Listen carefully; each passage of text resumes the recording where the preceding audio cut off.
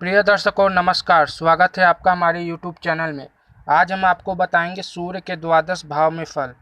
सूर्य क्या है, पहले हमें सूर्य को समझना होगा। सूर्य है तेज। सूर्य जहाँ बैठेंगे उस घर को जलाने का काम करेंगे, क्योंकि सूर्य की वो तेज बहुत ज़्यादा है। तो चलिए जानते हैं सूर्य के द्वादश भाव में फल। सूर्य अगर प्रथम भाव में हो तो आदमी तेजस्वी, उन्नत, ललाट, क्रोधी, स्वतंत्र विचार धारा से संयुक्त होगा।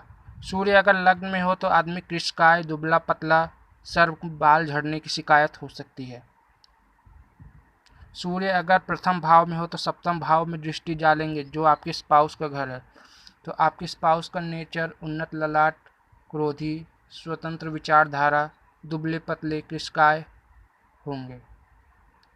दूसरे भाव में सूर्य हो तो ये धन का, यहाँ से धन का विचार होता है, वाणी का विचार होता है। आपके दूसरे भाव में सूर्य हो तो आपकी वाणी प्रभावशाली होगी।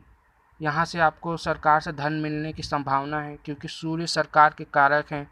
सूर्य अगर दूसरे भाव में हो तो अष्टम भाव में दृष्टि डालेंगे, जिसके कारण आपको ब्लड प्रेशर की शिकायत हो सकती है। सूर्य क्या है, सूर्य तेज है, तो जहाँ उनकी दृष्टि जाएगी वहाँ प्रेशर होगा, उबाल होगा, तो इसलिए ब्लड प्रेशर की रोग की शिकायत हो सकती है। सूर्य अगर तीसरे भाव में हो तो तीसरा भाव हमारे छोटे भाई बहनों का है। तो सूर्य अगर तीसरे भाव में हो तो आदमी एक बार जो ठान ले वो पूरा करके ही रहता है। सूर्य अगर यहाँ पे हो तो बड़े भाई तो होंगे, लेकिन छोटे भाई बहनों की संख्या कम कर देते हैं।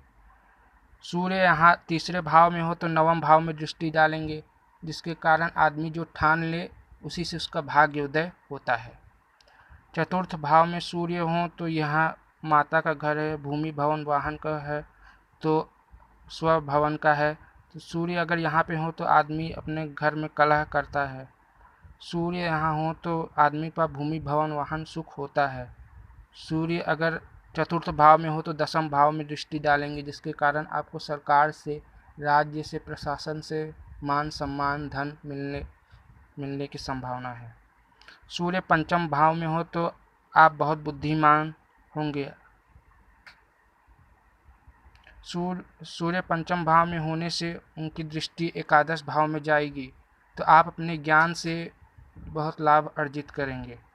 षष्ठम भाव में सूर्य हो तो आप शत्रु आपका कुछ बिगाड़ नहीं पाएंगे, शत्रु हंता योग है। सूर्य अगर षष्ठम भाव में हो तो आपको हड्डियों से संबंधित रोग होने की संभावना है, ब्लड प्रेशर का रोग होने की संभावना है। सूर्य अगर षष्ठम में हो तो द्वादश में दृष्टि डालेंगे, जिसके कारण आप अपने शौक दिखावे के लिए, मान सम्मान के लिए पैसा खर्च करेंगे। सूर्य अगर सप्तम में हो तो आपके स्पाउस का नेचर उन्नत, ललाट, क्रोधी, स्वतंत्र विचारधारा से संयुक्त होंगे, दुबले पतले, कृशकाय होंगे।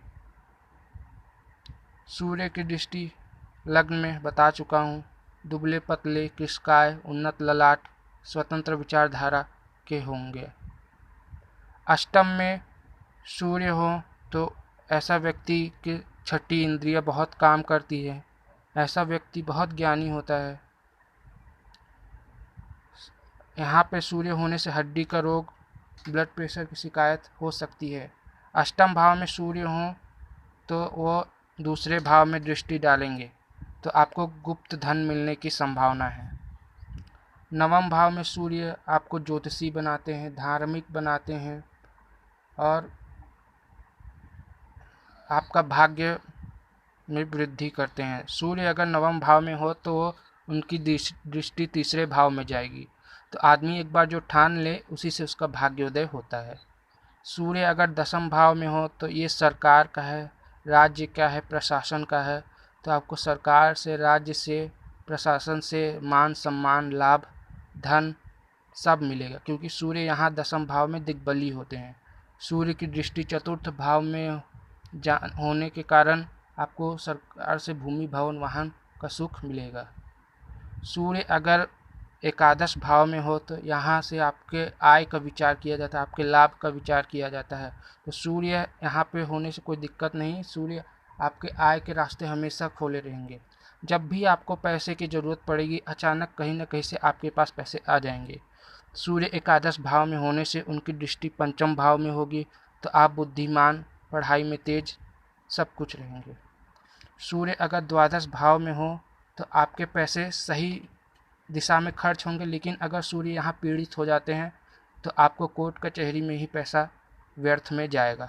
सूर्य अगर द्वादश भाव में हो तो उनकी दृष्टि षष्ठम भाव में पड़ेगी, जो रोग, रिपु, ऋण, शत्रु का है, तो शत्रुओं से आपको हमेशा बचा के रखेंगे और आपको हड्डियों से संबंधित रोग और ब्लड प्रेशर आदि रोग होने की संभावना हो सकती है। तो फ्रेंड, ये था सूर्य के द्वादश भाव में फल। आपको हमारा वीडियो कैसा लगा? हमारे चैनल को लाइक, सब्सक्राइब, शेयर ज़रूर कीजिएगा।